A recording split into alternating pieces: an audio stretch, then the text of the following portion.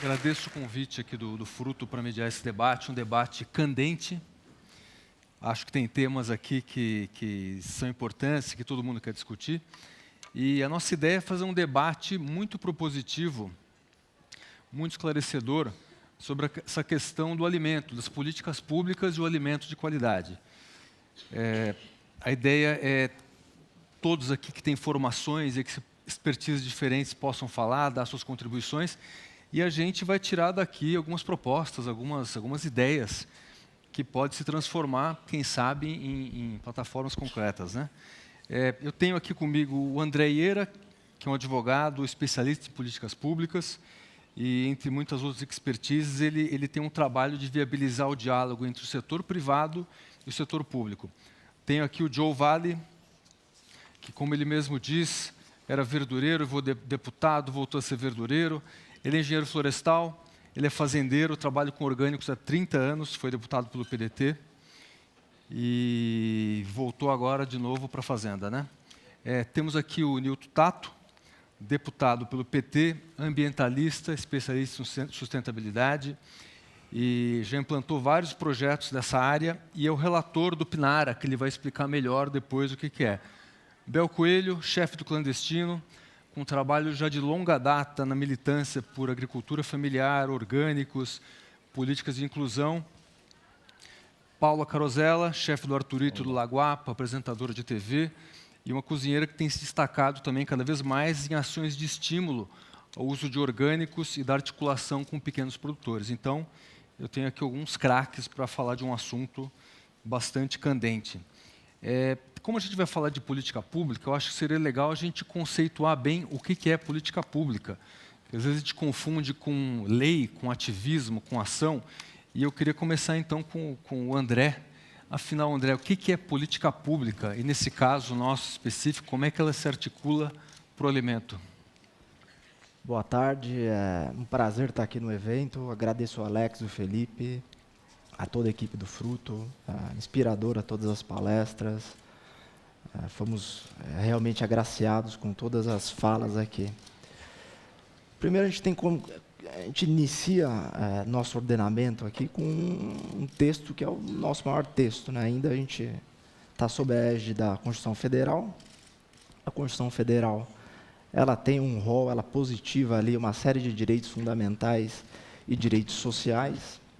Esses direitos sociais, a alimentação, a segurança, esses direitos sociais, as políticas públicas são as ações que o Estado produz, que o Estado se engaja, voltado a implementar o que está positivado na Constituição.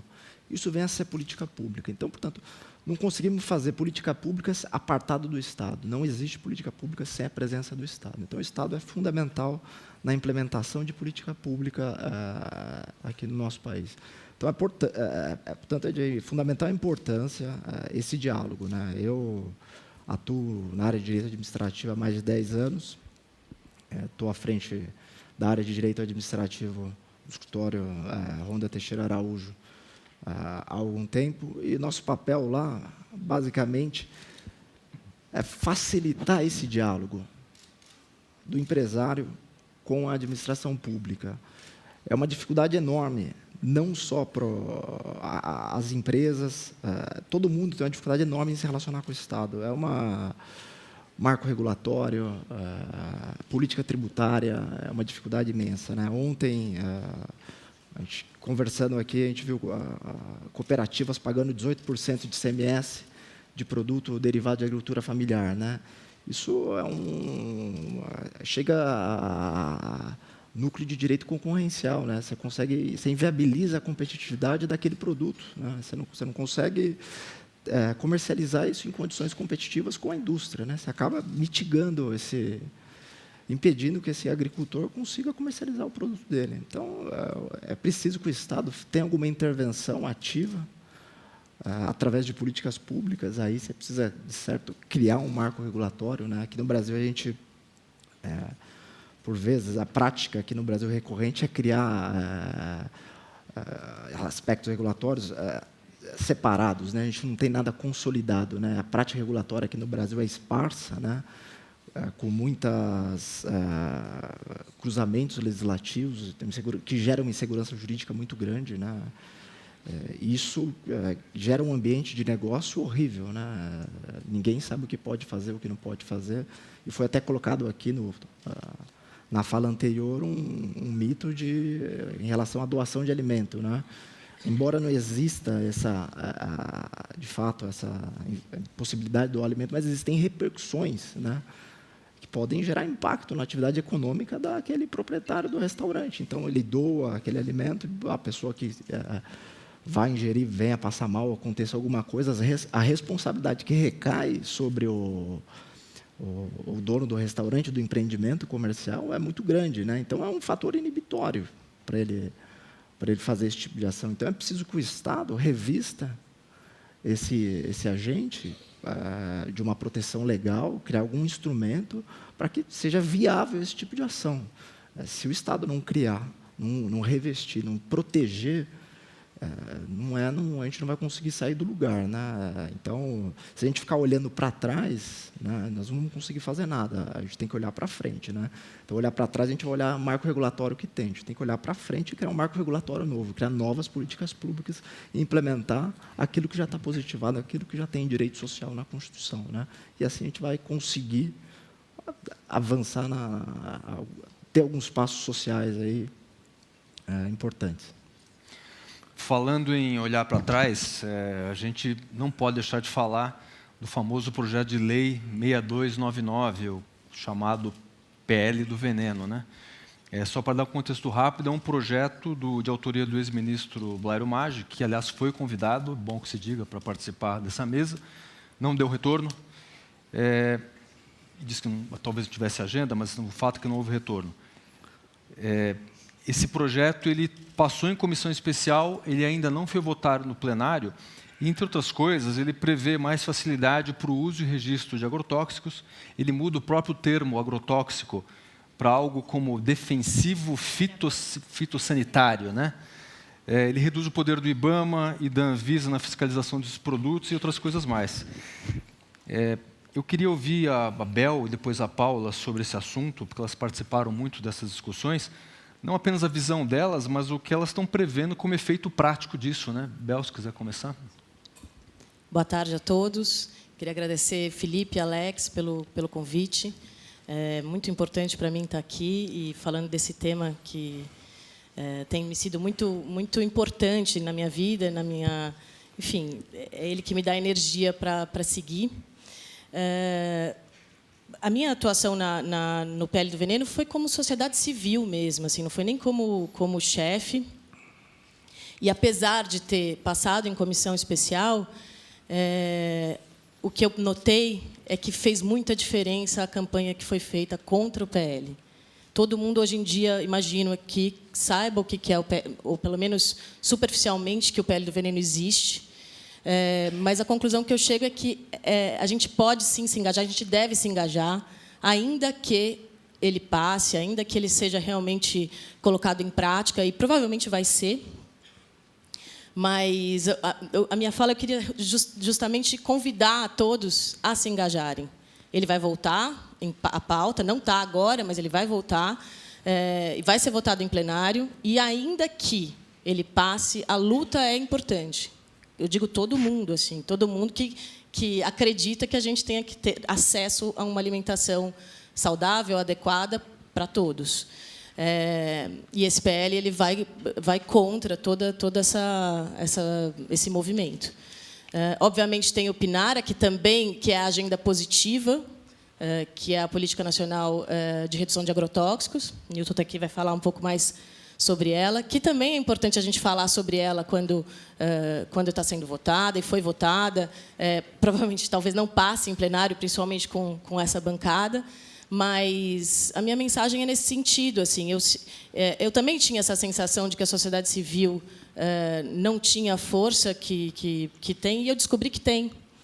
Então, a gente precisa lutar pela volta do CONSEA, que é o Conselho Nacional de Segurança Alimentar e Nutricional, que também é um canal importante entre sociedade civil e o governo, e a gente perdeu esse canal nesse governo atual. Então, vamos, inclusive, fazer um ato para a volta do CONSEA, porque não adianta a gente fazer um ato contra esse governo, a gente precisa ser muito incisivo aonde a gente quer abrir os diálogos, né? Não adianta falar, não, esse governo é péssimo em todos os sentidos, ou o agronegócio. A gente não quer acabar com o agronegócio, a gente quer só equilibrar os incentivos, né, para a agricultura familiar, incentivar, enfim, que um PL desse não passe, porque os agricultores familiares não vão nem poder produzir o próprio defensivo biológico. Uma cauda bordaleza, um óleo de nim, eles vão ser proibidos e inseguros. E todos os agrotóxicos vão ser seguros. Então, existe aí uma inversão de valores muito grande. É nesse sentido que a gente está lutando. Eu não tenho nenhuma intenção... se a gente acabar com o agrotóxico agora, com o agronegócio agora, realmente o país quebra. Então, não é isso que a gente propõe, né? A gente propõe um diálogo maior, cada vez maior, e conseguir avançar nessa agenda positiva desses projetos que justamente valorizam a agricultura familiar, a agroecologia. E a minha mensagem é essa, que a gente realmente faz diferença. Então, não desistam de lutar, de postar, de encorajar as pessoas a pensar sobre o assunto, porque realmente faz diferença. Eu senti isso no Pele do Veneno, sinto isso na Pinara, e, enfim, eu acho que... na volta do CONSEA também, peço a todos... Passou meio em branco, mas no dia 1º eles já passaram esse projeto de lei, uma medida provisória, na verdade, para extinguir o CONSEA. E ele pode parecer meio assim, não tão importante, mas ele é muito importante porque ele é esse canal, ele é a sociedade civil ali. Ele foi importante no combate à fome, ele foi importante no regulamento da alimentação adequada para todos. Ele lutou junto, né, para que essas coisas fossem alcançadas. Então, a gente tem que também lutar para a volta dele. Paula. Bom, oi. Tá ligado. Tá ligado? Olha. Bom, muito obrigada, Alex, Felipe. Realmente, nossa, parabéns por isso. É muito emocionante estar aqui e ver tudo que vocês fazem e a qualidade das pessoas que vocês convidaram e os diálogos e as conversas feitas aqui. Uma honra estar aqui. Obrigada. E com meus amigos. Para mim é muito difícil, eu nunca consegui ver a comida só como um alimento. Não consigo, eu não consigo ver uma castanha só como uma castanha, ou a comida só como algo que vai no prato. Para mim, a comida traz a história de uma sociedade inteira. E é um círculo que não tem começo e fim. Ele tem que ser um círculo. Ele pode ser saudável ou pode ser perverso. Para mim, especificamente na PL do veneno, independentemente de sim. Quê? Não Explicar o PL para os gringos. Para os gringos? Para eles entenderem o que é o projeto de lei. Cadê os gringos? Estamos sendo gravados? Temos gringos. Mas em que idioma eu falo? Em português? Por que eu tenho que fazer isso? Faz você. Não, mas é que chegou depois. Você me tirou da em português, em português. Estava maravilhosa a minha linha de raciocínio. Pediram. Agora faz você. Bom, não, termina de falar, depois eu explico. Tá bom, eu explico. Sim. O que é um projeto de lei? Sim. Um projeto de lei, ok. Um projeto de lei. Por que eu? Se ele que faz isso.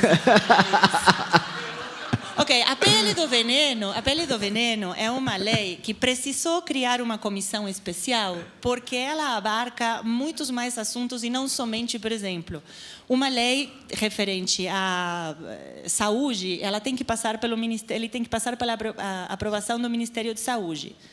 Mas quando uma lei, um projeto de lei envolve muitos mais ministérios, não somente saúde, como meio ambiente ou tem mais de um envolvido IBAMA. Ela precisa criar uma comissão especial onde se discute se essa lei pode ir para o plenário ou não.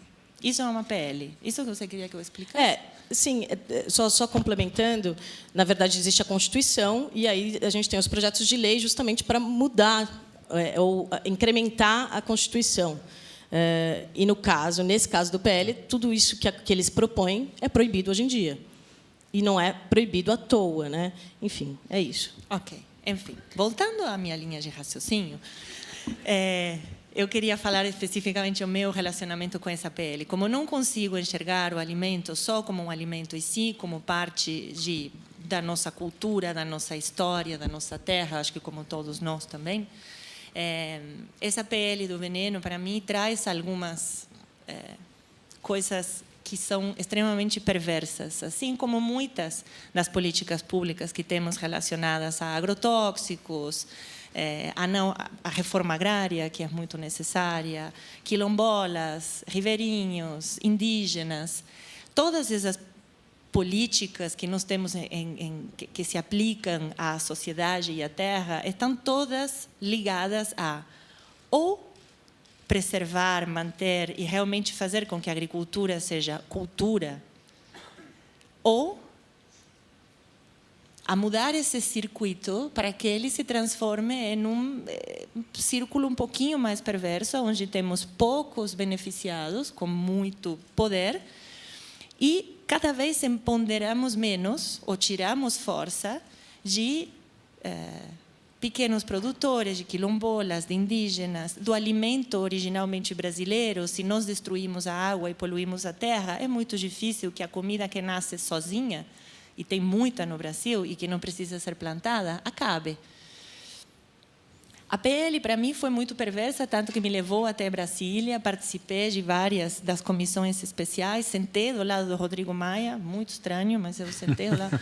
Não sei como, mas eu cheguei lá, tanto que eu fiz um discurso, não sei de onde eu tirei a coragem, mas eu fiz um discurso, e aí ele falou, ok, então vamos fazer o seguinte, como eu não posso, vamos deixar essa comissão da PL do veneno, mas vamos abrir espaço para a comissão da PNRA, Política Nacional de Redução de Agrotóxicos. Como se cria uma política pública? Para mim, hoje em dia, e nesse momento, onde talvez não seja o momento mais... Eu acho que estamos passando por uma crise política, ética, moral e de educação muito profunda, onde não se trata já de falar ou de um governo ou de um partido político, mas sim de um momento onde todos nós, em diferentes momentos e mesmo estando nós aqui em um nível social que nos dá acesso à informação e à educação, todos estamos passando por uma confusão muito grande e por uma radicalização de opiniões muito grande. Estamos um contra o outro. E isso, para mim, é muito prejudicial para qualquer comunicação e para criar qualquer base de conhecimento e para espalhar uma base de conhecimento. Então, talvez, já que é um momento tão difícil, e eu passei por muitos momentos de perder um pouco a fé ou perder o otimismo de que as coisas ainda podem mudar e melhorar, e vejo um cenário bastante difícil, com uma miopia política muito forte, mas mesmo assim o que eu decidi fazer, o que eu estou tentando fazer é o seguinte: uma política pública se cria muitas vezes por pressão popular. Somos nós, como sociedade civil, que temos o poder de derrubar um governo, subir um governo e de mudar as coisas. Até agora, a nossa participação civil, muitas vezes, está nas urnas. A gente vota ou vai para a rua e se manifesta. Mas a nossa participação como sociedade civil, como membros da sociedade civil, deve ser, ao meu ver, um pouco mais ativa. Mesmo que seja no micro, mesmo que seja nos espaços pequenos onde nós estamos, mesmo que a gente não consiga atingir massas, mas 4 ou 5 pessoas, para criar uma opinião pública que tenha força como sociedade organizada para conseguir que o Estado preste atenção ao que a sociedade quer, temos que ter voz e uma voz organizada e temos que ser cada vez mais. Então, talvez a minha visão desse momento, o otimismo desse momento venha disso. Sempre que eu olho tudo que eu vejo que está mal ou tudo que me deprime, me dá uma enorme tristeza, quando começo a pensar tudo se afunila e desce em uma palavra só, que é educação. Então, talvez a gente tenha que agora, nós que temos a possibilidade de ter conhecimento, de entender o que está acontecendo, comunicar de uma forma amorosa, de uma forma não violenta, de uma forma, por mais que a gente possa estar muito chateado, mas de uma forma amorosa e de uma forma sutil, para que mesmo através dos poros, aos poucos, a gente possa somar mais e essa sociedade seja cada vez maior, como para termos uma voz que fale, estamos aqui, precisamos ser ouvidos, precisamos de vocês como Estado, que nos escutem, porque, na verdade, vocês estão fazendo as coisas para nós. Eu acho que é isso.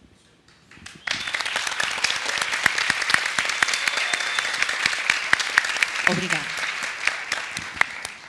Eu acho que um aspecto importante desse encontro aqui é a gente tentar quebrar alguns mitos, né? Eu pego uma fala da Daniela na mesa anterior, comentando sobre do Comida Invisível, comentando sobre quem acredita que é proibido doar alimentos de restaurante, para todo mundo acha que é. Existe um mito de que há uma proibição. Não é bem assim. Acho que a gente está lidando com muitos mitos, né? Entre eles, não podemos mexer, por exemplo, no sistema de agrotóxico utilizado, porque isso vai quebrar o Brasil, vai quebrar a produção, nós vamos passar por uma fome igual da China de décadas atrás, nosso PIB vai cair 50%. E eu queria passar para o Joe com a seguinte pergunta. Hoje a gente tem mais ou menos 500 produtos registrados, 500 agrotóxicos registrados para uso. 30% deles, me corrija se eu estiver errado, já foram proibidos na Europa. Por que a gente não pode proibir também, já que a gente gosta tanto de copiar, né? E queria falar que você comentasse isso e falasse também da sua experiência, porque você está há 30 anos produzindo sem agrotóxico, né? Isso. Bom, boa tarde. Também estou muito feliz, estou acompanhando o evento desde ontem e realmente a solução está aqui. A solução passou por esse palco aqui, a solução da alimentação no Brasil e em vários lugares do mundo. Se nós nos reunirmos, eu vejo cada vez mais um modelo competitivo que ganha do modelo colaborativo, e aqui a gente tem essa possibilidade de, não de contrapor, mas de envolver as pessoas no sentido de uma sociedade colaborativa e em rede, que é o que está acontecendo aqui, é exatamente isso aqui. Foi a força que fez parar o PL do Veneno, foi essa rede colaborativa de todos nós, porque essa é a força, esta é a força, né? Então, eu vejo assim que nós conseguiremos tudo, não tenho a menor dúvida disso. Nós estamos num momento onde a democracia representativa, o modelo partidário do nosso país, ele bateu num teto e não consegue se revisitar, e que a saída certamente vem pela discussão com a sociedade civil. Essa é a lógica de trabalho. Esse modelo de registro de ministérios e todo governo que entra é como um soluço, que eu chamo de soluço mandatário, né? De 4 em 4 anos, todo mundo quer imprimir o seu, e muda a estrutura. Não, vamos acabar com o ministério, vamos fechar a secretaria, vamos... E, na realidade, é um problema de gestão crônico que a gente vive quase que eternamente. Essa quantidade de agrotóxicos registrados, essa forma de registrar uma molécula que é caro, lógico que as empresas têm que tirar lucro dessas moléculas. E quando se não se usa lá, vamos usar no lugar que eles permitem usar, né? Não interessa o que a população, o que o cliente quer, o que é o resultado esperado que a população imagina de um governo, ou imagina do que ela quer consumir. E as corporações, elas conseguem, nos modelos de execução ou de planejamento ou de como fazer a política pública, que Paulo acaba de falar, como faz política pública? Nós ainda temos grupos de pressão muito fortes que, através da democracia representativa, coloca representantes que escrevem projetos de lei, esses textos, que podem ser de vários tipos, baseado no interesse individual. E isso é mortal para a sociedade, quando o projeto de lei atende pequenos grupos corporativos ou corporações. E a gente vê isso em todos os lugares do mundo. E no Brasil, quanto mais o governo se aproxima desse processo, desses grupos, certamente mais a população sofre. E é o que nós vamos ver, vamos enxergar. Eu, quando comecei a produzir, eu recebo muitas visitas lá na Fazenda Malunga. Hoje, de muitos lugares, de gente do mundo inteiro me visita. e está na nossa missão divulgar, difundir o conhecimento adquirido e a agricultura orgânica, esse modelo de agricultura, eu fico muito feliz com as visitas, né? E recebo todo mundo, faço questão de receber pessoalmente. E quando era bem no começo, o pessoal falava, olha, esse negócio aqui funciona porque é pequenininho e tal. Aí agora eles vão lá, eles falam assim, esse negócio funciona porque é grande, rapaz, isso aqui é de político, lavagem de dinheiro.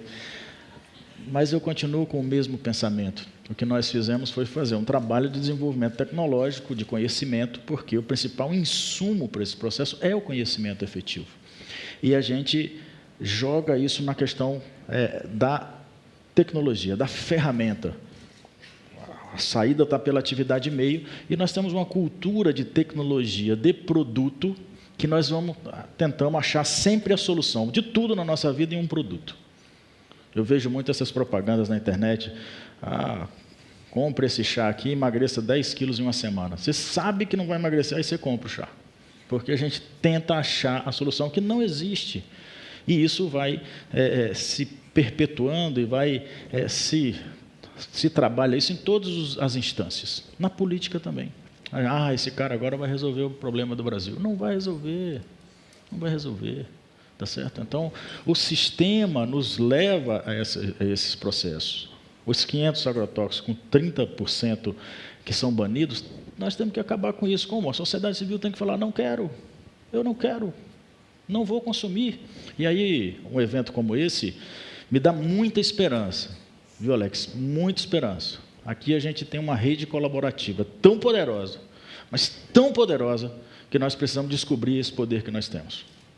Porque nós conseguimos fazer se nós nos juntarmos num modelo colaborativo, num modelo em rede, que é o que a gente está fazendo, tá certo? Então, assim, vamos acabar com isso.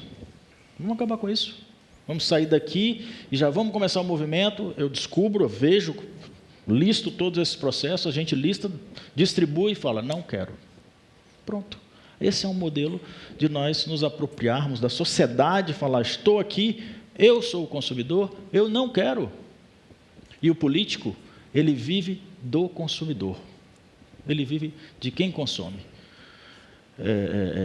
Não é isso? Então, enche aquelas galerias da Câmara, muda o voto das pessoas. E do eleitor, né? Ele depende do eleitor. eleitor. Do eleitor, claro, claro. Quer dizer, nesse momento, a gente tem que virar a chave. O cara que financia a campanha, ele está podendo mais do que o cara que vota. Claro, é isso. E nós precisamos fazer diferente. E está na hora de fazer. Porque nós estamos muito cabisbaixos. Eu acho que o modelo é isso, Paola, Bel, Tato, André, Alex, é esse. Vamos para frente. Nós queremos assim, nós somos assim, nós fazemos assim, e é sempre o processo pelo exemplo. Então, eu acho que essa questão de banir os agrotóxicos do Brasil também, vamos banir a partir de hoje, nós todos juntos. Nós temos o poder de fazer isso. Tá certo? Eu vejo que é um processo, não é um produto, é um processo. E a base de tudo é o conhecimento. Nós estamos eu tive uma vez na Embrapa para fazer um workshop sobre agricultura orgânica e sobre hortaliças orgânicos. A Embrapa falou, a gente não trabalha com isso. Naquela época, né? Falei, como não trabalha? Peraí, como é que você faz isso? Isso a gente tem. Não, e aquilo? Isso a gente tem. Então, dentro da própria instituição existia linhas de pesquisa e conhecimento, só que não estava sendo visto de forma sistêmica, porque é tudo por produto. Quando a gente entrou, olhou, subiu um degrau e viu de cima, falou, olha, tem um monte de coisa aqui, vem para cá, junta e vamos fazer.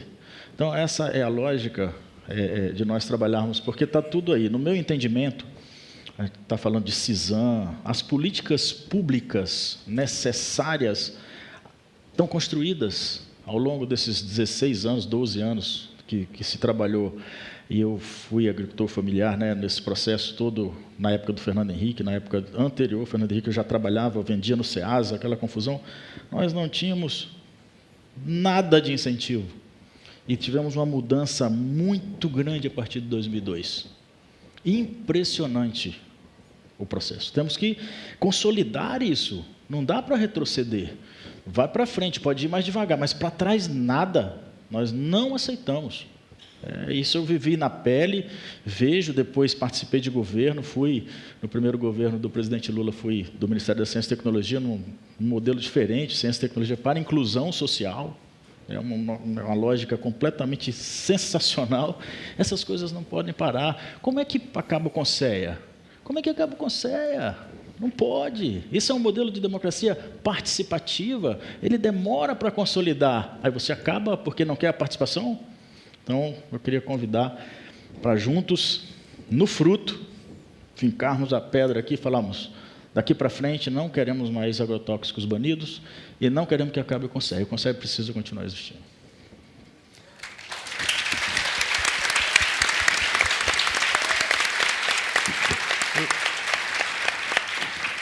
Eu acho que seria um começo, né? Pelo menos começar pelos banidos, já que foram banidos, né? Eu queria pegar o gancho com o Nilton, e concordo aqui com a visão da Paula, da Bel. A gente faz a crítica, mas também pega pelo lado positivo realizável. O que dá para fazer como contraponto é isso. E queria que o Nilton falasse do Pinara, então. O que ele está vendo nesse atual momento e que perspectivas o Pinara pode representar?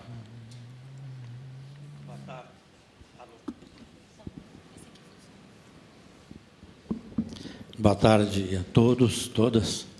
Quero, Felipe, Alex, obrigado, em nome de toda a equipe do Fruto, do Instituto ATA, tá, pela oportunidade. Cumprimentar essa mesa toda aqui, inspiradora de muita gente, né? Luiz, eu queria, antes, colocar alguns pressupostos que eu imagino que nesses 2 dias de debate, algumas questões dessas já vieram. Que tem a ver com o modelo de agricultura preponderante hoje no mundo todo e também no Brasil, construído nos últimos 60, 70 anos, principalmente pós-Segunda Guerra Mundial, que tomou conta e que a gente fizer um contraponto a esse modelo de agricultura e que toda a cadeia de produção tem no topo meia dúzia de conglomerados empresariais que dominam da semente aos agroquímicos, fertilizantes, agrotóxicos e alguns, inclusive, até todo o processamento de alimento. E, por outro lado, você tem 25% das terras agricultáveis do mundo que está na mão da agricultura, que produz 70% do alimento, que consome 20% da água consumida pelo humano, pelo ser humano, né? E todos sabem que 70% da água utilizada pelo ser humano vai para a agricultura. Então, só para a gente entender do que a gente está falando, de tal ponto que o desafio para acabar com a fome no mundo, nesse tempo de período que se produziu muito, né, nesse modelo de agricultura, com algumas variedades, a fome aumentou nesse período, a tal ponto que a ONU, então, recomenda que, se a gente quiser enfrentar os desafios das mudanças climáticas, os desafios da fome, do aumento da população nos próximos anos, tá, passa necessariamente pela distribuição da terra, pela reforma agrária, pela valorização da agricultura familiar, entendendo conceitualmente a agricultura familiar no aspecto cultural, o aspecto da agrobiodiversidade, da relação que tem diferente com o solo, com o meio ambiente, né? Que é outro tipo de relacionamento diferente da monocultura, né? E passa principalmente pela redução drástica do uso de agroquímico, principalmente do veneno. Então, eu acho que isso é um balizador que nós precisamos ter como dado, que se a gente quer acabar com a fome e quiser, entendeu, melhorar a qualidade do alimento, produzir alimentos sadios, nós precisamos enfrentar. E aí outro balizador que precisa a gente ter clareza, que em toda a história da agricultura, ela sempre precisou de subsídios governamentais, de investimento. Hoje precisa e, com certeza, vai precisar para o futuro, sempre vai precisar.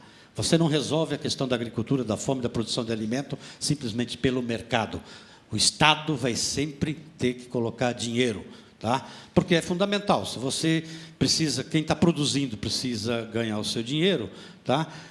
E quem consome precisa ter condições para poder comprar. É simples a conta, tá? Mas nós precisamos entender, e aí eu quero, então, para poder chegar no Pinara, se a gente pegar só no Brasil, tá? É uma conta do Tribunal de Contas da União que forneceu esses dados para a gente no processo de discussão do PL do veneno e também do Pinara. Em 7 anos, o Brasil deu de isenção fiscal só para a cadeia do agrotóxico, só para a cadeia do veneno, 9 bilhões de reais em 7 anos. Então, é cerca de 1 bilhão, quase 1 bilhão e 200 milhões de isenção fiscal só para a cadeia do agrotóxico. Não estou falando toda a cadeia do agronegócio. Tá?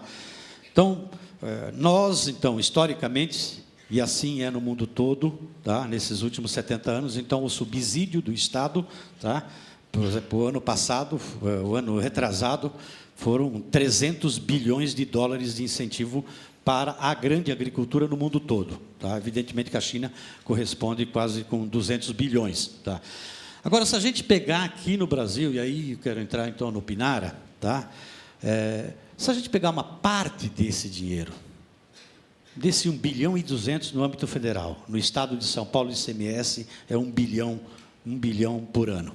Se a gente pegar uma parte disso aí e começar a canalizar na perspectiva da produção agroecológica, na perspectiva de você incentivar uma cadeia de produção que hoje já tem de várias empresas que não têm apoio financeiro nenhum para poder produzir defensivos biológicos, né?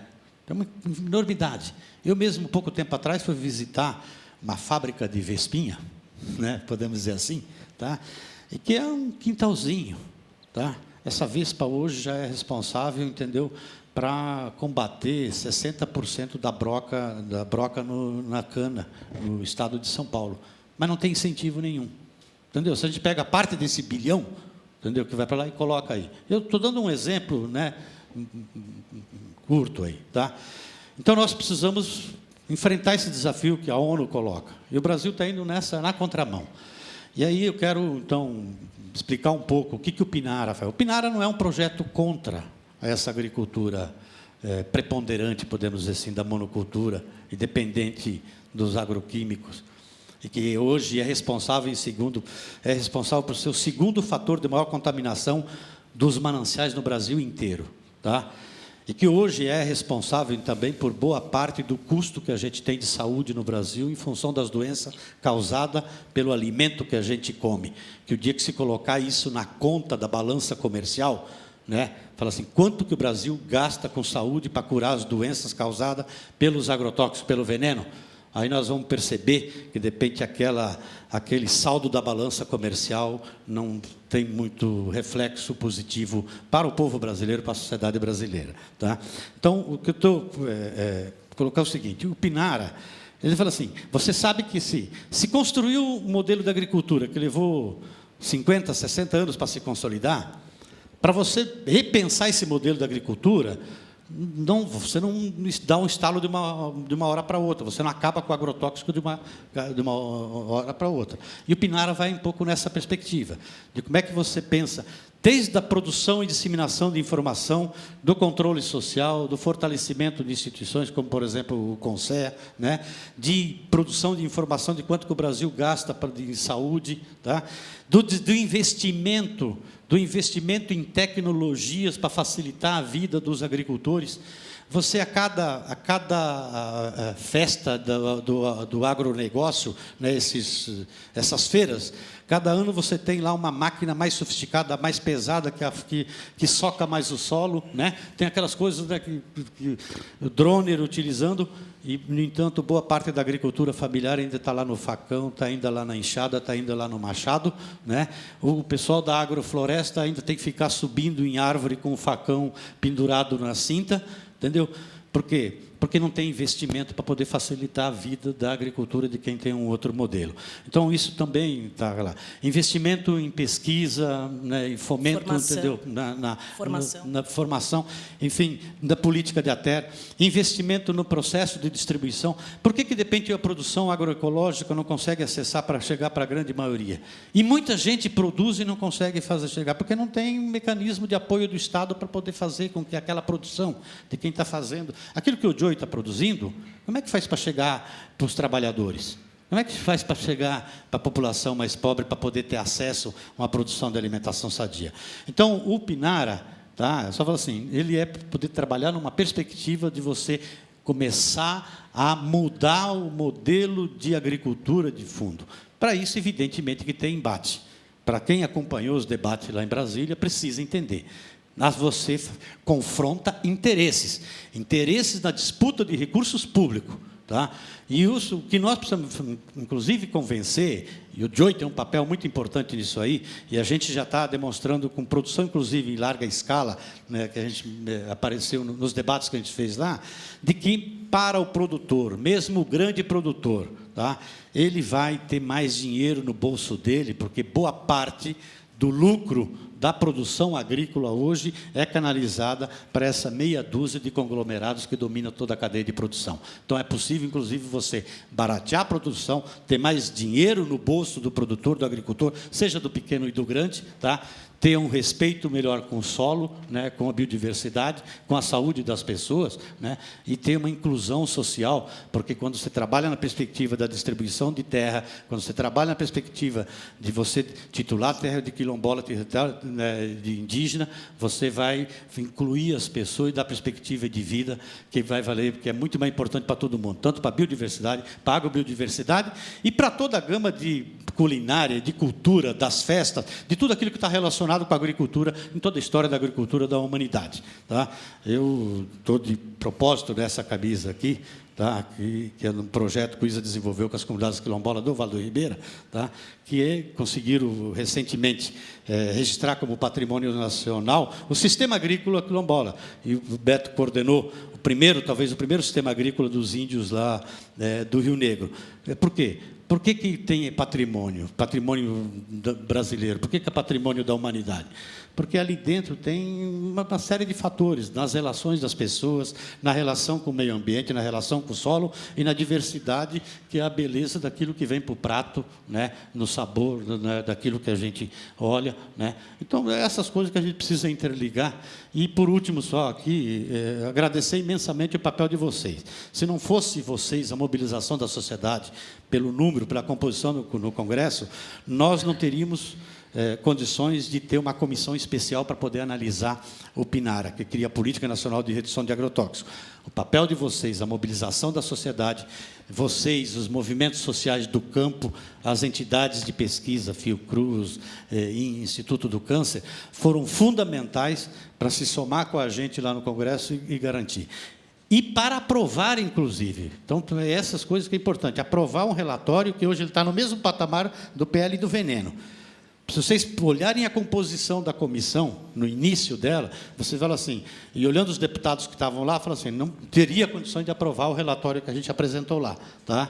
E aí, o papel da sociedade civil organizada, né, de vocês, foi fundamental para a gente convencer deputados, entendeu, a votar favorável. E hoje a gente tem vivo o PNARA, que é fruto da sociedade civil. Na verdade, ele nasceu da sociedade civil, dessa agricultura resiliente que se manteve e que acabou construindo um projeto de lei para poder repensar a agricultura para o futuro. Muito bom.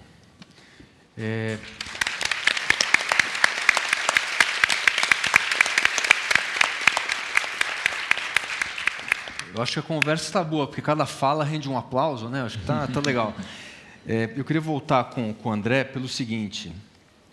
A gente está falando aqui de encaminhar projetos, gerar soluções, gerar ideias.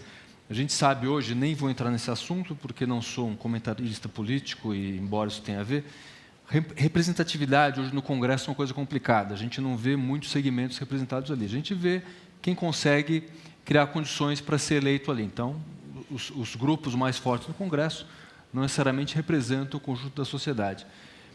Como é que se encaminha um projeto para lá? Quer dizer, Bel falou da participação como sociedade civil, redes sociais, e conversando com as pessoas, e nas escolas, fazendo palestras, mas aí eu quero chegar no deputado e no ministério. Como é que eu faço? Como é que é? Bom, tem um manual? Tem um jeito? Tem um pacote de... Não tem. Tem. Funciona mais ou menos assim. Um projeto de lei, para ele caminhar, ele precisa ter, no mínimo, 3 pilares. Né? Isso eu aprendi com o professor Raul Veloso, né? Ontem a gente conversou. Viabilidade política, viabilidade jurídica e boa comunicação. Esses são os 3 pilares de um bom projeto de lei. Sem esses 3 pilares, nenhum projeto caminha. Tá? Então, o primeiro projeto, pele do veneno. Né? Por que o projeto não caminhou? Foi feito um projeto de desconstituição dele, de comunicação. Então, um papel fundamental da Paola, da Bel, né? Disposição do Alex, de todo mundo. Isso enfraqueceu muito o projeto. Isso tirou um pouco o fôlego, expôs muito os parlamentares, muda o voto. O Nilton sabe, muda o voto. O parlamentar está lá, vê o calor do povo, expõe, muda. A viabilidade jurídica do projeto, a gente consegue esvaziar também bastante um projeto. Né? A gente, quando chega, eu analiso bastante projeto de lei. Né? Às vezes eu estou no escritório, liga um setor da economia e fala, André, estou te mandando um projeto de lei, eu quero que você dê uma olhada para mim. Recentemente eu analisei um do Rio de Janeiro, eles mandaram um projeto de lei que obrigava o setor de bebidas a investir 10% do valor de marketing deles em campanha para reduzir a redução de bebida alcoólica, para evitar acidente, dependência. Aí você começa a analisar o projeto, aí você puxa a Constituição, aí você faz uma análise, olha, esse projeto é inconstitucional por tais e tais pontos, e a inviabilidade política da mesma forma, né? Você começa a construir aí já no Congresso. Aí você busca o Newton, você busca alguns parlamentares que têm alinhamento político, que convergem com o que você está buscando, e você começa a fazer esse trabalho de construção mesmo. É um trabalho bem refinado, um trabalho de porta a porta, né? É um trabalho difícil, de Congresso, maçaneta, o dia inteiro de Congresso, conversando com todos, olho no olho. O grande problema é que o terceiro setor tem uma dificuldade muito grande em conversar com a administração pública. A gente não consegue sentar na mesa porque não tem estudo técnico. Quando você senta com a administração pública, quando você senta com um parlamentar, quando a indústria senta, você leva estudo técnico. Você não senta só para conversar. Você já leva tudo preparado. Então, você leva um caderno de estudo econômico, o que isso vai impactar na economia. Então, precisamos consolidar isso que o Newton falou. O que isso vai impactar na agricultura familiar? Montar. Acho que talvez o primeiro desafio do fruto seja consolidar todas essas proposições que foram ditas aqui, tá? Para a gente fazer uma proposição. Vamos conversar aqui, vamos agendar uma reunião na Secretaria da Fazenda e apresentar uma proposição de política tributária para eles, para reduzir, para incentivo. Esse é um primeiro passo. Tá? Agora, vamos pensar do lado positivo. Uma medida propositiva, você tem que buscar um parlamentar, não tem jeito. Ou você faz por iniciativa popular. Só que é muito difícil a iniciativa popular, né? Você tem que colher uma série de assinaturas, é muito difícil, né? André. Gera uma inviabilidade, né? Ou você vai por iniciativa do executivo, né? Ou por iniciativa de algum parlamentar. São André, 2 caminhos. Deixa eu falar uma coisa para você. Bel, só uma informação. Existe uma iniciativa na Câmara Federal e que a gente está replicando para os estados agora, e o primeiro estado, unidade a replicar foi Brasília, que é o laboratório hacker, né, que tem lá os aplicativos. Então, o E-Democracia é uma plataforma que hoje permite-se uma comunicação muito forte. Os deputados que quiserem, eles colocam seus projetos de lei na plataforma e ele é interativo. Né? Além do Wikileges, tem uma série de ferramentas, as audiências públicas interativas, isso já está funcionando. É um grupo muito capacitado que está lá dentro da Câmara Federal, está com a plataforma do Prodazem, né, o Interleges trabalhando fortemente nisso, então tem uma capacidade enorme.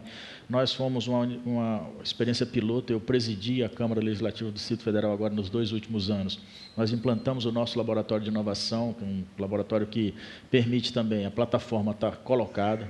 Leis importantes, nós subimos para essa plataforma, tivemos assim centenas de interação com o cidadão direto. Essa plataforma é moderna e precisa ser disseminada. A plataforma existe, é possível, inclusive, o cidadão fazer emendas aos projetos de leis que estão em tramitação no Congresso, e ela está aí, disponível para todo mundo. A gente não tem isso claro, né? Mas ela funciona, está funcionando, e agora vai para mais 16 câmaras municipais e estaduais. Isso vai começar a andar. Legal que vai para o Brasil inteiro. Ela está pronta, é gratuita, né? A Câmara Legislativa, a Assembleia Legislativa, que quiser implementar, faz o pedido lá na Câmara Federal e ela trabalha a plataforma aqui e permite todo esse processo da interação das audiências públicas, porque, assim, tem audiência pública na Câmara, é uma audiência pública, é onde você está desenvolvendo o projeto e vai ouvir o cidadão. Quem pode ir a Brasília? Os grupos organizados. Normalmente, quem tem dinheiro para isso. Normalmente, essas corporações. Era isso que eu ia falar, justamente. Todas as empresas, elas têm uma pessoa específica para relações institucionais. Eles praticamente redigem projetos de lei e dão para o relator. E, enfim, é impressionante. Você conversa com os deputados, não sabem nada, não todos, obviamente, mas é de uma ignorância. Pode falar. É de uma ignorância absoluta. Eles não leem, eles só falam assim: e aí, eu preciso votar no quê? Alguns se aprofundam para poder fazer um discurso bonito, inflamado, mas muito pouco. Então, a gente precisa, obviamente, a gente não tem os mesmos recursos, mas a gente precisa se organizar para justamente fazer essa força contrária, mas muito incisiva, porque não adianta só a gente ficar reclamando. Por exemplo, como aconteceu com essa história da Vale, a gente, como sociedade, assume esse risco. Através dos nossos representantes, obviamente, mas a gente assume esse risco. Quem que deixou, quem que concedeu o licenciamento, a fiscalização, são os nossos representantes de alguma forma. E a gente usa metal, não dá para a gente ser hipócrita, a gente usa metal em tudo, né? Obviamente que eles visam lucros exacerbados e eles coisificam as pessoas, né, que trabalham lá e não estão preocupados, falam assim: é o lucro da empresa, a gente precisa dar resultado para os acionistas, e aí, de repente, eles passam a não pensar nas comunidades que estão ali vivendo. Enfim, eles apagam a empatia, né, com a outra ponta, e fazem isso muito bem, mas a gente precisa lembrar que a gente é parte ativa nessa história, né, de alguma forma. Não é só, obviamente, que a Vale é a maior responsável, mas o Estado é o maior responsável. E a gente coloca as pessoas lá, né? Os nossos representantes, eles estão, em princípio, representando, não estão mais, obviamente, estão representando essas empresas que financiam as campanhas, mas a gente tem, de alguma forma, aos poucos, né, o poder de mudar isso, na minha visão. Não, tem mesmo, é verdade. E só nós temos o poder de mudar isso. Porque se depender do modelo de política partidária, etc., que existe hoje, não vai mudar. Ela é uma máquina, e Newton, tenho certeza que participa e entende isso, quando é uma voz que ela fica muito fraca no meio daquele mundo todo, onde as representações corporativas estão sendo colocadas. Isso é claro. Nós temos o poder de mudar, só nós. Não vai mudar se nós não fizermos isso que você, Bel, acabou de comentar. Né? Agora, como? Essa é a lógica. Eu só queria falar, mas o engajamento, a gente precisa de advogado, a gente precisa de gente que escreva bem, a gente precisa de muita gente. Então, a partir do momento que a gente começa a se engajar, a gente começa a entender, é muito burocrático. Essa história dos PLs, a Paola foi lá também, é bizarro, assim. Eles param no meio e falam: não, eu me oponho ao que fulano está falando. Aí para no meio. Foram várias comissões até conseguir passar o PL do veneno. E, obviamente, a gente fica fazendo força para que ele não passe. Mas é muito burocrático. Compreender isso é muito difícil. Mas, se tem advogados querendo fazer pro bono, gente querendo escrever, ajudar a escrever, projetos de lei, enfim, a gente tem que se unir e se organizar. Mas eu acredito que seja possível. Paula? Sim, não, eu fiquei ouvindo muito. Tem algumas palavras que chegaram e que todos falamos, que foi consolidar, comunicar, educar. E uma das coisas que eu sempre penso é que é assim: quando o Tato estava falando, eu consegui entender muito de tudo que você falou, porque eu estou muito envolvida no assunto. Então, eu consigo entender o que você fala e também ver a projeção de tudo o que você está falando. Ou seja, como poderia melhorar se melhorasse e como vai piorar se não muda. Mas a realidade é que nós, talvez todos vocês ou alguns, temos muita informação. Mas a maioria não tem, não faz a mínima ideia. Verdade. A massa da sociedade brasileira não faz a mínima ideia de por que comer salgadinhos ou uma alimentação feita à base de milho e de derivados de milho, cana e não sei o quê, para as nossas crianças, junto com suco, com açúcar e refrigerante, é ruim. Não é ruim. Por que vai ser ruim se está na TV, na propaganda, com um casal loiro super feliz e bem resolvido? Então, a informação que sustenta as políticas que sustentam o modelo de hoje em dia, elas são muito bem comunicadas. Muito, elas quase que se nasce e vem no sangue. Tudo que a gente está falando é esdrúxulo, é chinês básico para 90% da população, se não mais. Então, nós temos um grande problema que precisa ser resolvido, que é esse: como nos comunicamos. E eu fiquei pensando, a Bel é super ativista, bom, o Tato é político, deputado, também criador de... Todos nós aqui, de alguma forma, o Instituto Atá, um monte de pessoas que eu conheço, a Juliana com as suas abelhas nativas, é só olhar que eu sei que todos nós nos comunicamos de alguma forma com o grupo que nos segue por algum motivo. Mas eu tenho uma forma de escrever e uma forma de desenhar, ele tem outra, ela tem outra, o Atá tem outra. Não estamos juntos. Todos queremos fazer o melhor, mas não estamos desenhando o mesmo desenho. A gente não é tão poderoso quanto o casal loiro na propaganda do suco e da bolacha. A gente não comunica muito. Comunicamos muito pouco. Espalhamos muito pouco. O quadro que o Newton pintou é sinistro. O negócio do agrotóxico não é somente que vamos comer mais veneno. Se fosse isso, não tenho certeza que o ser humano vai inventar um jeito de que o veneno vá embora no cocô e tudo bem. Mas não é esse o problema. O problema não é esse. É pior ainda.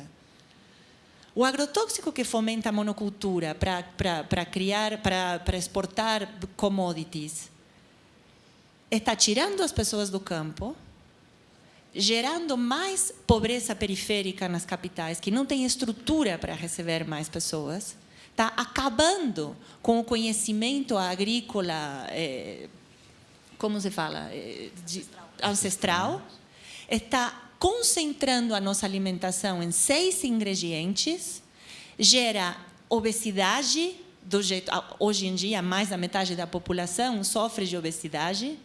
Não sabemos o que estamos comendo, não temos espaço para saber, porque ninguém nos educa.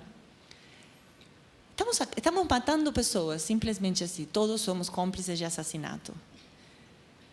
E está foda, porque nos acostumamos a isso. Então, a gente acorda de manhã e vai embora. E sabemos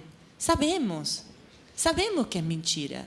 Sabemos que os agrotóxicos não estão alimentando o mundo, porque senão as pessoas não continuariam morrendo de fome. O que não alimenta o mundo são políticas, acesso ao alimento, guerras e poder. Mas para mudar isso, realmente precisamos sentar todos, em algum momento, em algum lugar, e começar a criar uma comunicação política, apartidária, que crie força para que a sociedade civil tenha tanto poder quanto tem os poderosos. Senão não vai rolar nada.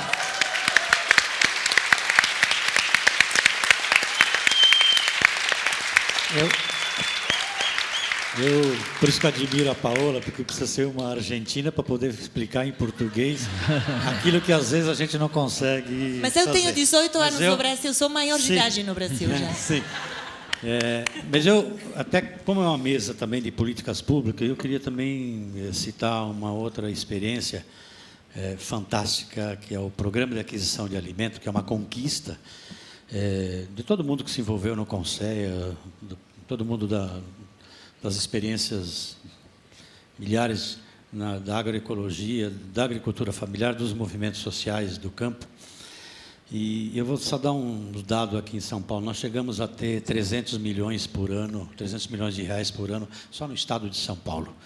Semana passada eu estava no Alto Vale do Ribeira, num município pequeno, que movimentava 5 milhões de reais por ano, e agora não tem mais nada.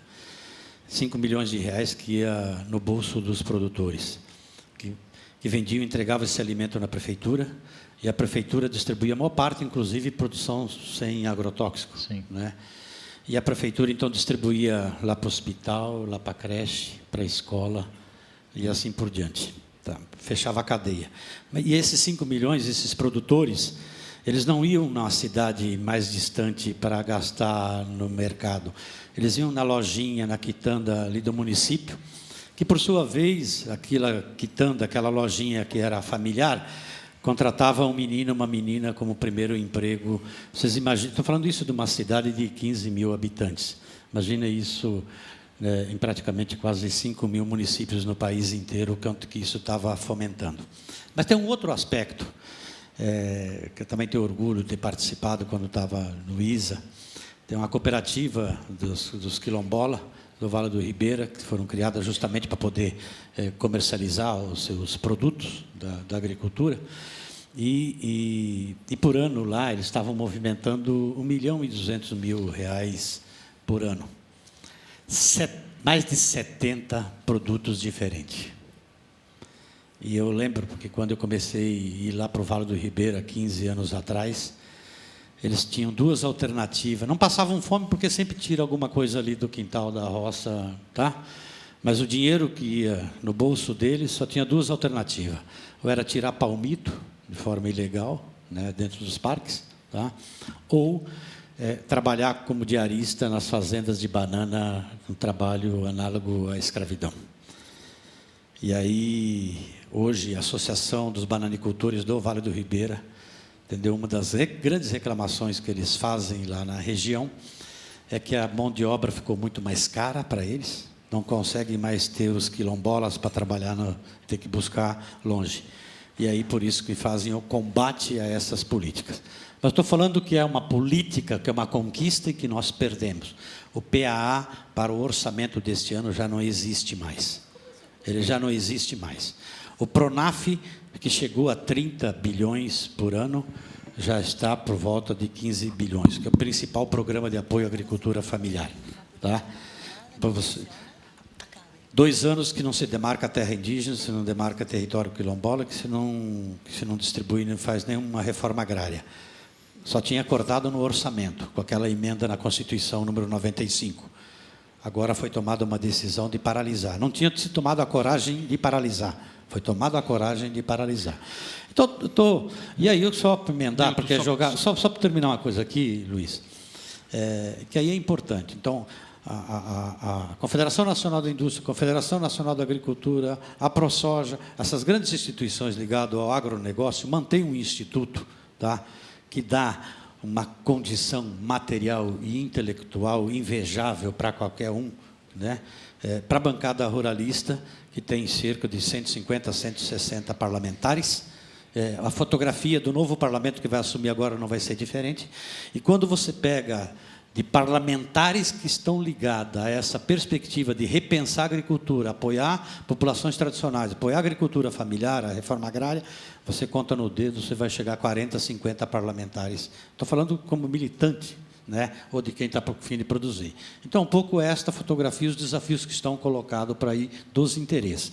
Então, acho que é fundamental, né, a gente, a partir do positivo, e o Pinara é do positivo, de você valorizar aquilo que tem de bom, né, porque até para a comunicação e poder dialogar, entendeu, com a grande maioria da sociedade brasileira, que de repente não entende os debates e os jogos que estão lá por trás, talvez essa coisa que é importante mostrar esse positivo, da beleza que tem, né, da beleza do sabor, né, que tem no processo de produção de alimento, né, e da cultura que está lá, da diversidade cultural, das festas, né, esse é um caminho para a gente poder ganhar corações e mentes e poder pensar uma sociedade que seja inclusiva e de respeito à diversidade no seu sentido amplo. Bom, me corrijam se eu estiver errado, quando a gente aprende algumas noções básicas de plantio na escola, ainda no ensino infantil, a gente aprende a semear o feijãozinho, etc. e tal, ninguém ensina a botar agrotóxico, né? Isso é uma informação que vem depois, uma prática que vem depois. Queria ouvir de vocês se vocês acham que, do mesmo modo que, agora vou fazer uma analogia por minha conta e risco, né? Quem já pôde ler a Piauí uns meses atrás, viu um médico narrando a força dos laboratórios para que as pessoas consumam medicamento, para que você trate com cada vez mais medicamento. É um lobby muito poderoso, convidam os médicos, congressos e benesses e tudo mais. Vocês acham que hoje as escolas de gastronomia, as faculdades, tanto o curso superior como o nível técnico, estão muito sujeitos a esses lobbies, e se esse conhecimento do orgânico e de práticas mais limpas ele está sendo esquecido, está sendo relegado ao segundo plano? Queria ouvir a opinião de vocês sobre isso. Eu tenho só fazer uma... Nós fizemos há bons anos atrás um café da manhã com o presidente Lula. Todo o movimento orgânico do Brasil conseguiu, através do Gilberto Carvalho, um café da manhã com o presidente. E nós, no final, ele conversou, recebeu e falou: o que vocês precisam efetivamente? Essa foi a pergunta do presidente. O presidente, a gente precisa, formação. Formação por quê? Não adianta uma demanda gigante por conhecimento se as nossas universidades não formam profissionais da área. Estou falando das faculdades de ciências agrárias, não estou falando nem de outro, estou falando do agrônomo, do extensionista que vai lá na ponta para ajudar o agricultor. A segunda coisa, nós precisamos de simplificar o registro dos insumos dessas empresas pequenas, porque só consegue registrar insumo no país as grandes corporações. Então, preciso que essas empresas pequenas, familiares, possam registrar, então, um registro simplificado de insumos para a agricultura orgânica. Essa era a outra lógica. E terceiro, nós precisamos efetivamente de crédito. E ele fez as três coisas.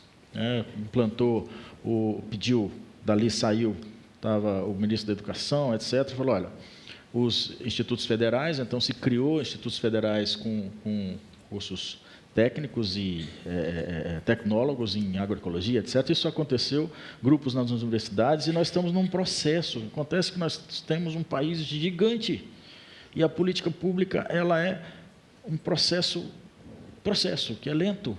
Então, quando eu acabo um Conceia, que foi criado, não deu tempo de chegar lá na nossa base, precisa tempo para a política pública se expressar. Então, nós ainda não temos o resultado. E aí a formação é fundamental. Eu acho que o grande investimento que nós precisamos fazer, se nós tivéssemos, olha, você não pode fazer nada, uma coisa só: educação. E aí, nas faculdades de gastronomia, no ensino técnico, no ensino fundamental, no ensino básico, um grande esforço para que a gente pudesse trabalhar as nossas crianças, os nossos jovens. Um grande esforço. Essa, para mim, é o caminho que a gente precisa fazer de forma muito rápida, mas de forma muito forte, muito robusta, e cada um de nós se encarregar de um pouco disso. Com algumas dificuldades, mas lá em Brasília a gente criou uma plataforma de leis para tornar Brasília uma cidade sustentável. Esse foi o objetivo. Quando eu entrei na política, a gente botou como objetivo dos mandatos, o mandato chamava Brasília Sustentável, e a gente trabalhou nessa dimensão. E eu lembro da lei que nós fizemos das cantinas escolares, porque se falava de segurança alimentar e educação alimentar dentro da sala de aula, o menino saía na cantina, estava lá os refrigerantes, os sucos açucarados, as frituras, etc., e era um choque, né? Porque o menino saía e ia para a cantina. Nós fizemos, então, uma lei, chamamos todo mundo para conversar. Bel, o modelo que a gente fez foi diferente, com a participação das pessoas, era no mínimo 6 meses para ter um projeto de lei começando a tramitar. E fizemos a lei. Foi jóia. Na hora que nós aprovamos, aí um deputado era representante dos donos das cantinas. Eram 700 cantinas. Então, houve toda uma pressão na hora do processo do plenário, com todos os donos de cantina. Aí nós fomos, depois que nós aprovamos a lei, falamos: e agora? Porque tinham pequenas cantinas também. Como é que a gente vai fazer agora? A gente vai perder dinheiro, vamos quebrar. Aí nós partimos para construir as cartilhas para que pudesse o cantineiro ter como fazer um alimento de boa qualidade. Aí entraram as faculdades de gastronomia e etc., para fazer todo esse processo acontecer. Mas nisso, 3 anos. 3 anos para chegar nesse processo. E hoje, as cantinas das escolas públicas, e aí as privadas entraram também, já tem toda essa lógica e essa política de alimentação saudável dos produtos que elas vendem. Mas foi toda uma trajetória. Imagine nesse soluço mandatário de 4 anos, mudou o cara que entrou. Eu estava aqui agora há pouco com a Anitta, eu acho, da CEAGESP, já mudou o secretário de Agricultura 2 vezes. Então o cara entra e fala: não, assim não, é assado. Aí ele muda todo o roteiro. Como é que acaba uma lei do PA? Como é que acaba o PA, cara? Como é que acaba o PA? Como que acaba? Eu queria que você comentasse. É revolucionário. Revolucionário. Acaba uma lei porque vem outra mais forte, é isso? Não. Qual que é a lógica? Não. Explica pra gente. Porque vai contra a gente. Porque assim, a lei pode vir do executivo, né? Ou ter origem no legislativo. Existe, se ela for uma lei que o legislativo interfere, por exemplo, se interferir em orçamento, né, em questão fiscal, etc., é coisa de executivo, não é coisa de legislativo. Ela é considerada inconstitucional e sofre todas as ADIs, etc. Mas quando um determinado governo, né, que tem esse processo, monta o executivo, faz a lei, ele começa a funcionar, e há um processo, vamos dizer assim, de ideologização, o governo que entra, que faz a proposta de não ser daquele jeito, ele acaba com a lei, não é porque é bom ou ruim para a população, não. É porque ele entrou e acha que não deve ser daquele jeito, infelizmente. Eu queria dizer uma coisa com o que você falou dos remédios e das grandes químicas e farmacêuticas e tudo mais. Eu não acho que a gente faça nenhuma revolução. Primeiro, bom, de novo, se a gente não se junta, mas também se não nos juntamos todos. Verdade. Não dá, o Brasil produz um monte de commodities, esses commodities vão parar em grandes produtoras de alimentos e esses grandes produtores de alimentos vão dessovar os produtos em alguém. Então, assim, eles copam o mercado. Como é possível? A gente não pode trabalhar contra eles. Eu não acredito em nenhuma revolução que venha se a gente vê eles como os grandes inimigos e nós somos os salvadores da pátria. Eu acho que isso é um olhar terrível e que não é muito produtivo. E é uma história muito pequena, mas que eu adoro. Eu trabalho há 5 ou 6 anos com uma cooperativa de produtores de parreireiros. Parreireiros é um polo agrícola muito forte em São Paulo, mas não somente de agricultura orgânica. Ele começou sendo muito forte na agricultura, como chama quando se planta plantas de decoração. Tem muita agricultura convencional, que usa agrotóxicos, e tem umas 30, 40, mais de 40 famílias que plantam orgânicos. E meu amigo, com quem eu faço contato com a cooperativa, se chama Arpa, que é muito amoroso e muito maravilhoso. E outro dia ele veio em casa e eu sempre pergunto como vão as coisas.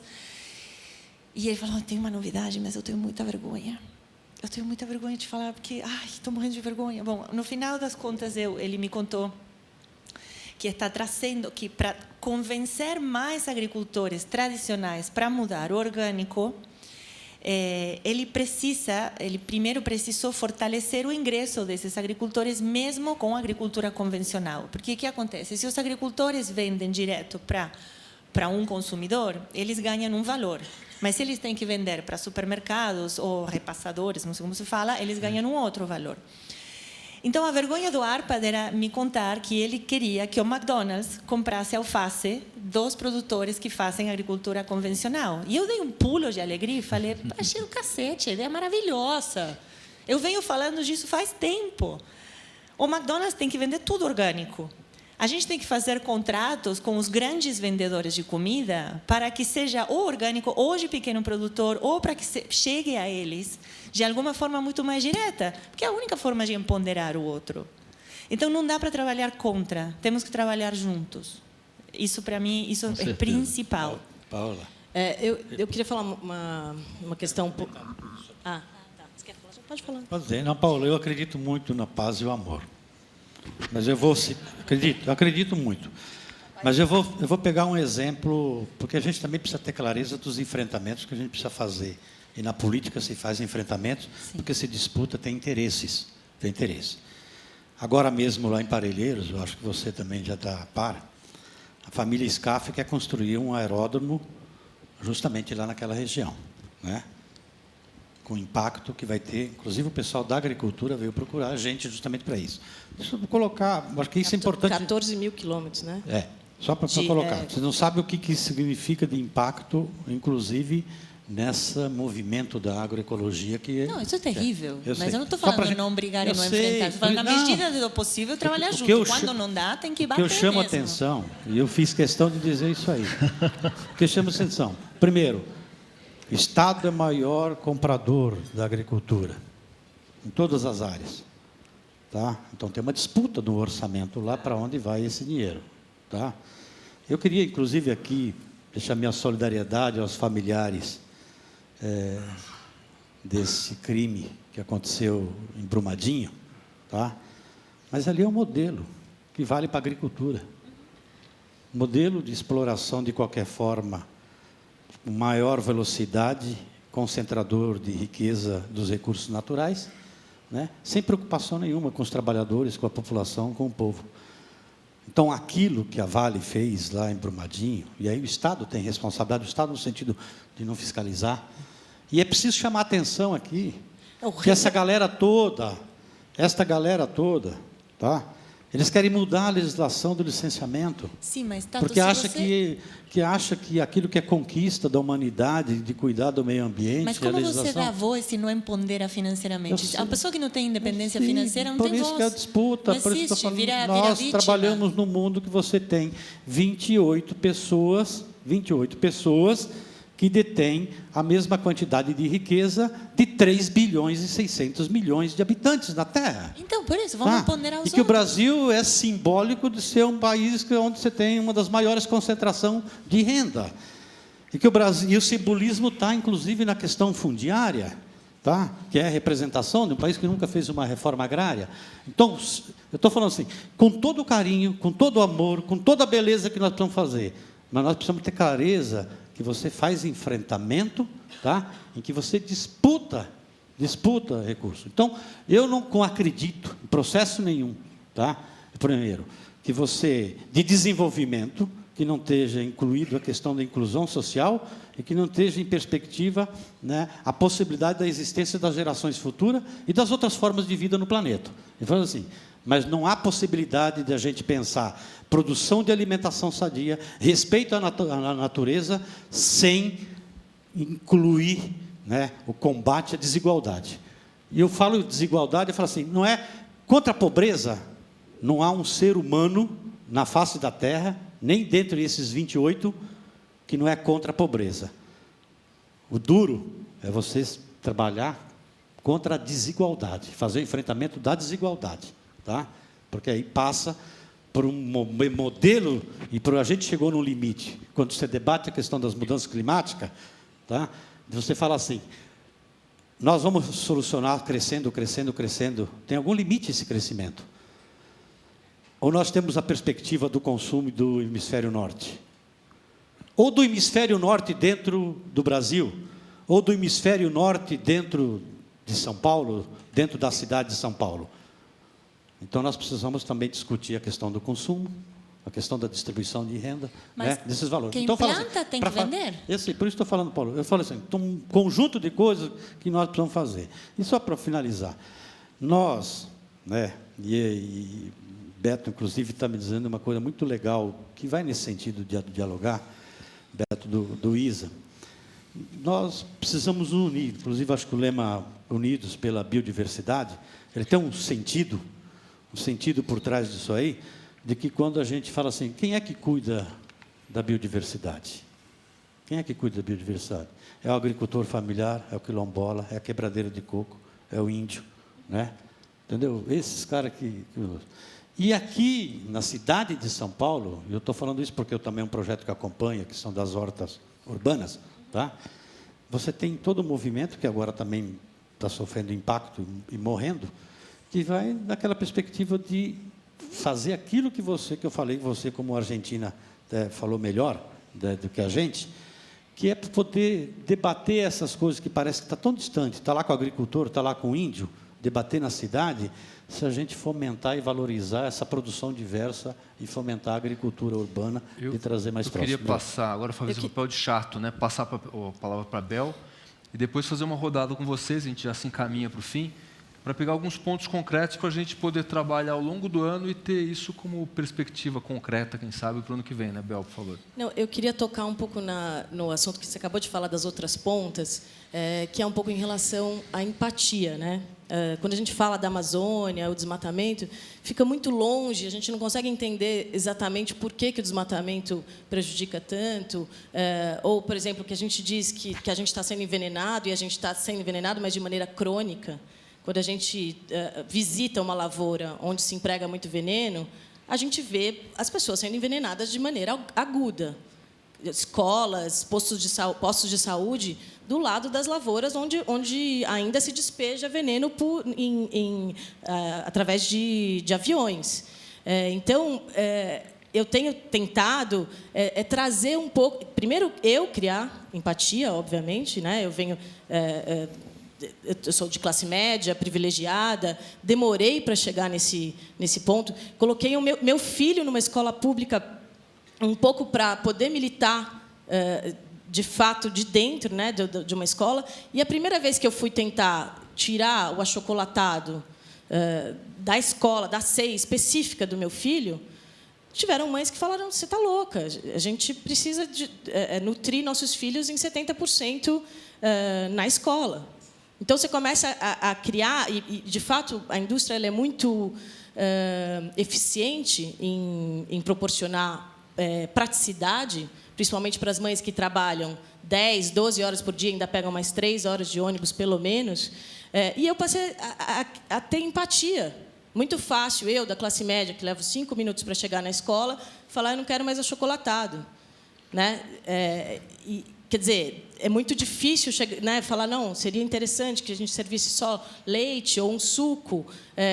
As próprias merendeiras, elas têm... Quando a gente fala: vamos servir o suco sem açúcar, elas não conseguem conceber. Elas pegam o dinheiro do bolso, algumas, não estou dizendo todas, e vão comprar açúcar, porque elas não conseguem ser... Então, a gente tem uma questão cultural muito importante também a ser enfrentada, né? Porque a indústria ela fez isso nos últimos... Né, desde os anos 60, ela tem trazido essa praticidade e dizendo, né, é bom, açúcar é bom, leite é bom. Então, é muito difícil a gente combater também sem criar essa empatia de todos os lados, né, eu quero dizer. E eu, enfim, levei algumas lições, né? Uma vez foi, inclusive, com o Tiago Vinícius, que a gente comentou um filme que chama Fonte da Juventude, e eu comentei, falei: não, a periferia nem sabe o que é comer bem, como é que eles vão desejar isso, né? Como é que eles vão almejar isso? E aí ele me deu uma aula e falou: você está completamente equivocada. Sim, eles querem comer bem, a gente quer comer, a gente só não tem acesso. A gente não tem acesso. E aí eu fiquei, obviamente, perplexa. E, de fato, só tem vendinha com industrializado. Não tem uma venda mais com comida de verdade. Já não estou nem falando de orgânico, estou falando um pé de alface razoavelmente bonito para ser comprado. Tem cebola, cenoura e batata. Então, quando a gente cria empatia, e é isso que eu tenho tentado trazer, rostos humanos, né, e histórias reais para as pessoas se identificarem. Porque aqui nos centros urbanos, as pessoas não conhecem o homem do campo que está sendo envenenado, muito mais que a gente. E está realmente saindo, falando: não quero mais isso. Né?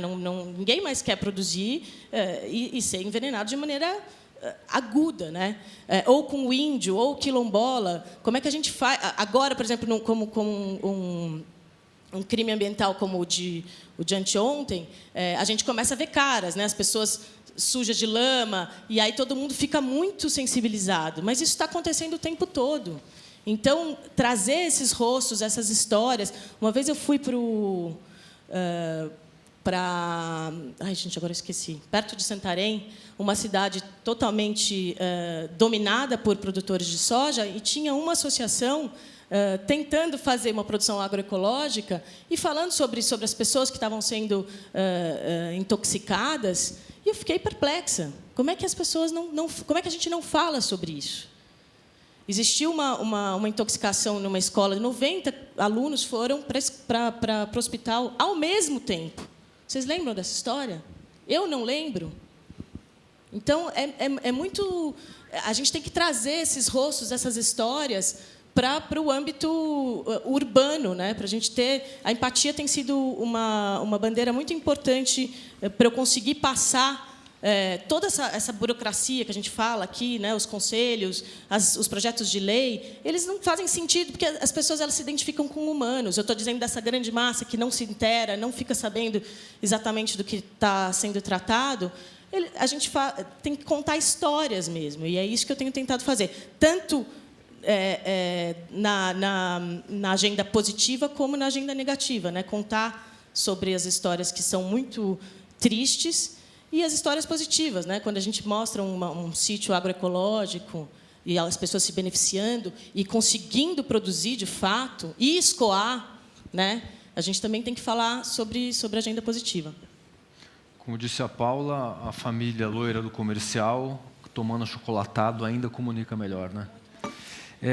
Bom, passou rápido, eu vou pedir as considerações finais. Tem uma frase famosa que era pichada nos muros, nos protestos dos anos 60, que é: sejamos realistas, peçamos o impossível, né? Então, eu queria que vocês aí fizessem um exercício de síntese. O que vocês tiraram disso aqui, dessa conversa, do próprio Fruto, e que pode balizar algumas ações para a gente retomar no ano que vem, e quem sabe no próximo Fruto, mostrar que isso aí rendeu algumas soluções concretas, né? Começar com o André. Eu só queria fazer uma última reflexão. A gente não falou, mas existe um outro agente importante na sociedade que pode dar muita força para essa nossa pauta que está sendo falada aqui. É o Ministério Público.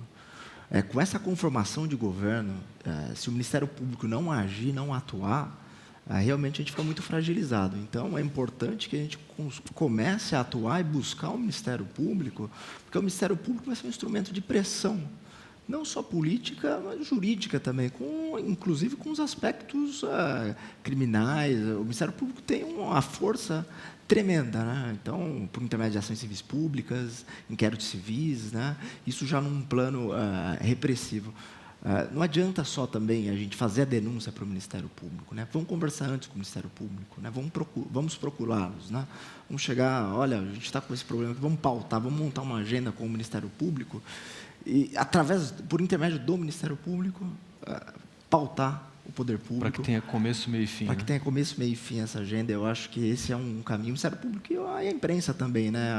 Acho que na primeira intervenção aqui, no primeiro diálogo, acho que havia uma jornalista aqui, ela fez uma meia-culpa, né? Falou: a imprensa também precisa fazer...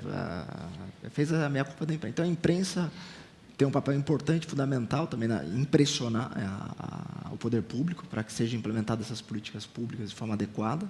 E o Ministério Público, eu vejo de fundamental importância com essa conformação de governo. Se o Ministério Público não atuar agora, realmente vai ficar muito difícil, principalmente na área ambiental e na área de agricultura. Então, talvez essa última reflexão para fechar seria uma aliança nossa com o Ministério Público, com procuradorias de Estado, com os agentes que tenham capacidade e capilaridade para poder impor medidas que façam o agente público se mexer mesmo e botar medo, né? Porque o cara vai preso, realmente fazer o cara se mexer. Joe, sua síntese. Acho que a palavra é juntos. Juntos. Temos que nos juntar. E, como sugestão, bom, nós estamos trabalhando agora lá em Brasília, junto com Rogério Dias, um grupo de pessoas que viu a necessidade, em função do momento, de criarmos uma instituição nacional em defesa dos orgânicos, das legislações. Então, estamos discutindo isso. E eu acho que aqui tem tanta instituição que precisa se conectar. É um mundo colaborativo em rede. Então, nós precisamos fazer um movimento que não se crie, não precisa criar hoje uma nova instituição, então, mas pelo menos que nós nos conectemos para que possamos avançar, que possamos fazer resistência onde for necessário fazer resistência, combater onde for necessário combater, mas também com todo esse potencial que se tem, envolver as pessoas nesse tema, né? nessa lógica da alimentação, e a alimentação protagonizando todo o resto, né? Então, vejo que nunca falou, quem cuida da biodiversidade? Eu falou, mas quem cuida da alimentação? Tem uma instituição que tem alguma? Não, ela é muito transversal. O ideal que seria tivesse o Ministério da Alimentação. Né? Como tem o Ministério da Agricultura, tivesse o Ministério da Alimentação, a Secretaria da Alimentação, ou, no mínimo, uma diretoria, uma coordenação que pudesse estar com essa riqueza toda que a gente está debatendo aqui há 2, 3 dias, e que esse debate se perpetue pelo ano, e que venha no próximo Fruto já um avanço, né? Que a gente consiga avançar nesse processo, mas a ideia é juntos. Paula. Ok. Quando a gente estava conversando lá embaixo, você falou que seria muito legal, né, se a gente pudesse sair com alguma ideia ou com algo que possa... Eu pensei o seguinte, como a gente falou muito em comunicação e em educação, acredito fielmente que a força está em comunicar e em educar para criar uma sociedade civil com muito mais poder de escolha.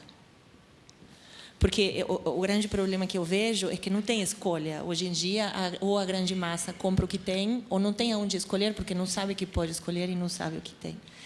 Então, a minha sugestão seria, e eu me ofereço a fazer parte, é que o Fruto, todos nós, mapeemos no Brasil inteiro todas as pessoas, ONGs, comunidades, cozinheiros, escolas, empresas, que tenham interesse e que se beneficiem em que a sociedade esteja melhor informada e que a gente possa criar uma forma de comunicar muito simples, talvez em 4 ou 5 desenhos, onde a pessoa olhou e entendeu, e como se fala? Demistificássemos um pouco desses grandes mitos, né? A agroecologia não pode alimentar o mundo, vamos explicar que pode. Se o agronegócio não domina o Brasil inteiro, o Brasil não vai para frente. Vamos explicar que sim, que pode. Vamos explicar que a alimentação escolar é um dos principais clientes que o Estado tem, e que se o Estado fortalece a agricultura familiar e a agricultura local e desova na alimentação escolar e, ao mesmo tempo, não está somente fortalecendo o pequeno produtor, como também está fortalecendo a alimentação local e o bioma local na alimentação da escola, criemos esses pequenos comunicados, mas de uma forma que a gente consiga chegar, que quem olha e não entende, entenda o toque alguma coisa e fale, então não é assim. E aí eu pego a tua ideia do Ministério Público. Quando o Ministério Público multa rádios, TVs e revistas por algumas coisas que eles não fazem muito certo, tem a obrigação de ceder espaço para comunicar o que o Ministério Público quer que ele comunique. Então, a gente pega isso, espalha, não só em todas as nossas redes sociais, não somente na internet, como vamos para a TV. Eles vão ter a obrigação de fazer. Por mais que a gente vá contra aqueles que pagam os comerciais, a gente faz isso de uma forma, olha, estamos aqui só para educar.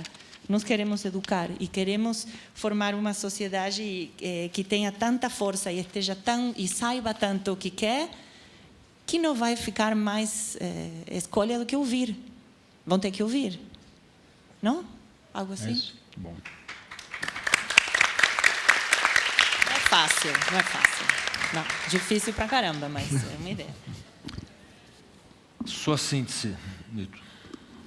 Não, essa coisa positiva, talvez, que acho que é possível, que é importante expressar, pouca gente sabe que a maior cidade do país da América Latina, a rede municipal de educação, as crianças comem arroz orgânico aqui na cidade de São Paulo, produzido pelos assentamentos de reforma agrária do MST lá no Rio Grande do Sul. Essas coisas as pessoas às vezes não sabem, que debate essa questão da produção em escala, né?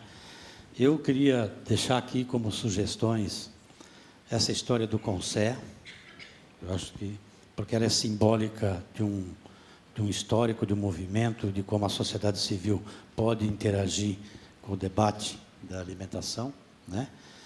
Que eu acho que é uma semente, sei lá, o nome que vocês dão aqui no fruto. Eu queria sugerir, e também pela minha história de militância nessa área e por aquilo que a gente está enfrentando em Brasília, a história do PAA, uma coisa extraordinária do ponto de vista econômico para manutenção e sobrevivência da agricultura familiar e tudo que ela representa, tá? Então, esse é um aspecto. A questão do agrotóxico, no sentido positivo, do PNARA, porque ela faz você debater um modelo mais geral da agricultura. Tem um debate de fundo que está colocado aí. E, para finalizar, a gente está entrando num momento, numa conjuntura, em que muitos desses atores que construiu essas políticas que hoje estão correndo risco, estão entrando num processo estão sendo criminalizados, perseguidos. O Brasil ainda é o país que mais mata ambientalista, quilombola, indígena, sem terra, tá? Isso a gente precisa entender. E que eventos como esse é importante para a gente criar laços de solidariedade, né? Na relação inclusive com essas pessoas, muitos presos, muitos assassinados, justamente para poder disputando, para poder ter um pedacinho de terra para manter a beleza da agrobiodiversidade e da biodiversidade. Então, é isso que a gente precisa ter clareza dessas coisas. E mais do que nunca, então, a gente precisa se juntar. Ver cada um na sua toada, né? Mas é importante que a gente está construindo, buscando a construção de um mundo, de um país mais humano, mais solidário, mais generoso com a diversidade cultural e mais generoso com as outras formas de vida. Xé, obrigado, Atala, obrigado, Felipe, pela oportunidade. Beijo.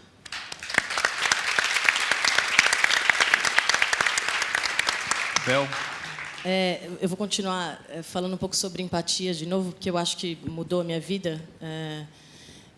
A minha sugestão é que as pessoas, a partir de amanhã, que querem se engajar, é começar pelo micro, porque pelo poder público é mais difícil mesmo. Mas é visitar uma comunidade quilombola no Vale do Ribeira. Não é difícil.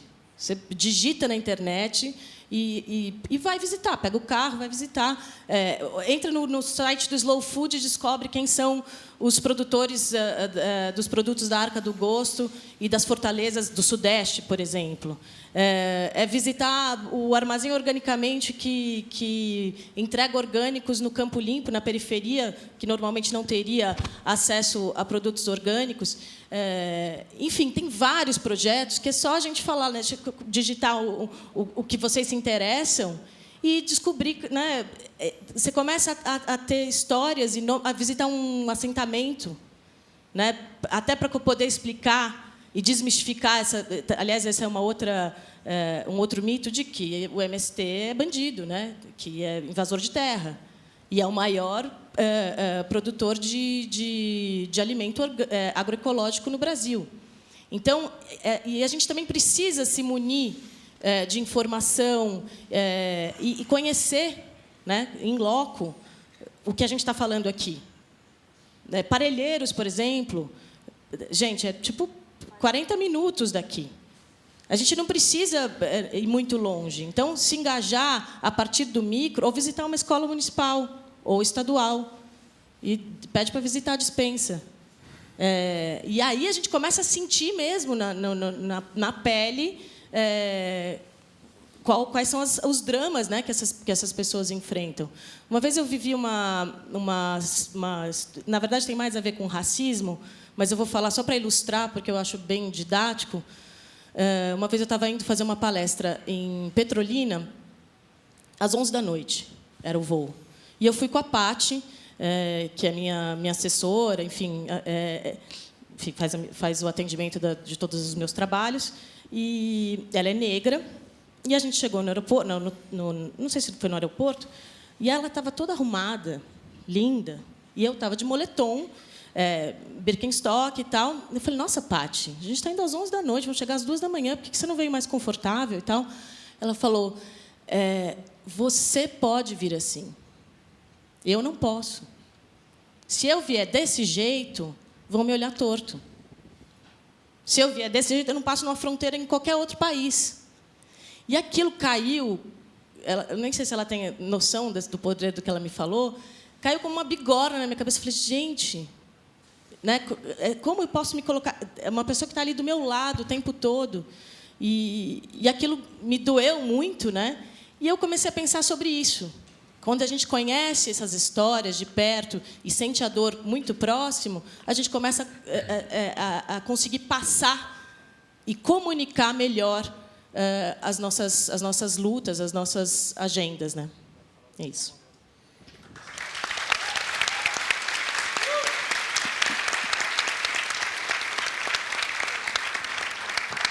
Bom, pessoal, muito obrigado. Eu vou pedir só para o grupo aqui não se dispersar, que a gente vai descer e fazer uma live lá, a saideira, né? Mais uma vez agradecer o convite do Fruto, Alex, Felipe, todo mundo. Parabéns pelo evento, esse evento é incrível. É uma honra poder fechar. E agradeço por poder participar e ter tentado extrair um pouquinho do conhecimento de todos eles, né? Muito obrigado. Obrigado.